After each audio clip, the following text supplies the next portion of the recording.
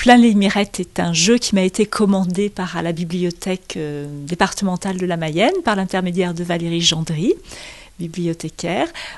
Il s'est appelé Plein les mirettes à la fin du projet, parce que c'est un projet qui s'est étalé, je pense, sur 2-3 ans peut-être.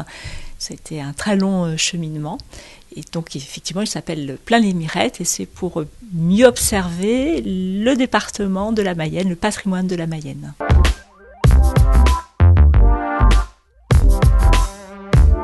Je ne suis pas mayonnaise, mais j'ai l'habitude de travailler sur le patrimoine, sur l'architecture, sur l'histoire de l'art, sur l'archéologie.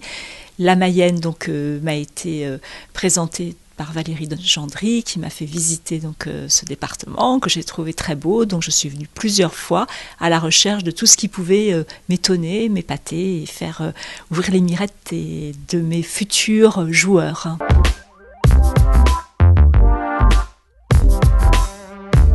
C'est donc un jeu d'observation, donc c'est un jeu de plateau, donc il y a un premier plateau avec 64 détails pris dans le patrimoine de la Mayenne, de la préhistoire jusqu'à l'époque contemporaine, donc des petits détails que j'ai glanés à droite et à gauche sur ma balade en Mayenne. Sur ce plateau, on doit replacer des détails du détail, en fait, ce qu'on a appelé le micro-détail.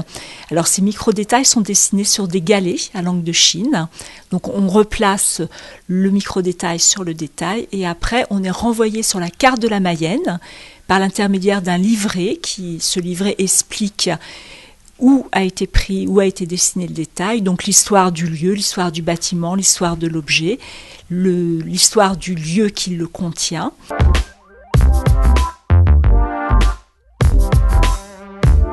Le jeu original s'adresse aux lecteurs des bibliothèques du réseau des bibliothèques départementales de la Mayenne.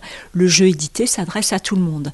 Alors, il s'adresse aux enfants, mais c'est aussi un jeu qui peut se jouer dans le cadre familial, parce qu'en fait, mon but, c'est de sortir les enfants, que ce soit les enfants en fait, donc, qui sortent leurs parents, c'est-à-dire que les enfants aient envie d'aller voir les lieux en vrai.